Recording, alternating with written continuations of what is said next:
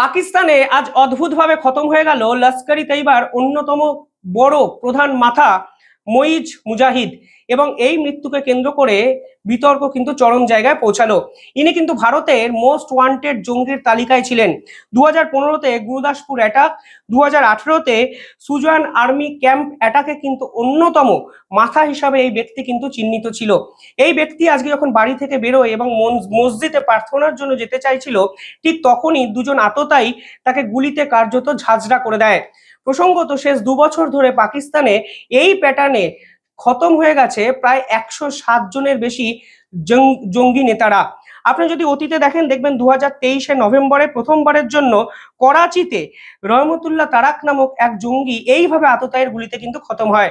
পরবর্তীকালে সাইদ লাতিফ কিংবা আব্দুল কাতাল কিংবা আব্দুল কাসিম একইভাবে দিনের পর দিন আততায়ীর গুলিতে কারা এই পাকিস্তানের জঙ্গিদেরকে খতম করছে, সেটাই এই মুহূর্তে সব থেকে বড় প্রশ্ন।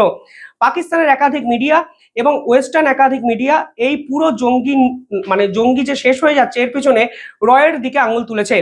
বিভিন্ন রিপোর্টে তারা দাবি করেছে নাকি দুবাই এবং মিডিল ইস্টে বিভিন্ন মানুষকে কাজে লাগিয়ে এই রকম জঙ্গি নিধন যজ্ঞ চালাচ্ছে এবং হাওয়ালা যোগে এদেরকে টাকা পাঠাচ্ছে, এবং এই জঙ্গিদের শেষ করার জন্য পাকিস্তানেদেরই ক্রিমিনালকে ব্যবহার করা হচ্ছে, কিংবা পাকিস্তানের জঙ্গি অপোজিট যে গোষ্ঠী আছে তাদেরকে ব্যবহার করা হচ্ছে ভারতের গোয়েন্দা দপ্তরের পক্ষ থেকে। এবং এই পুরো কাজটাই নাকি করা হচ্ছে প্রধানমন্ত্রীর অফিসের নির্দেশে। এবং প্রধানমন্ত্রী নরেন্দ্র মোদী 2021-এ ক্ষমতায় আসার পর ঠিক করেছিলেন বিদেশের মাটিতে যারা এই রকম ভারত বিরোধী চক্রান্ত করবে তাদেরকে নাকি খুঁজে খুঁজে শেষ করা হবে। তবে সত্যি কোনটা মিথ্যে কোনটা এখন জানা যায়নি। বিতর্ক অনেক চরম জায়গায় পৌঁছেছে। রিপোর্টগুলো যদি সত্যি হয় কিংবা মিথ্যে হয় সেগুলো তো পরের বিষয়, কিন্তু সব থেকে ইম্পর্টেন্ট বিষয় মোস্ট ওয়ান্টেড জঙ্গি যারা ভারত বিরোধী চক্রান্ত করেছিল তারা আজকে খতম হয়ে গেল নিজেদের ঘরের ভিতরেই।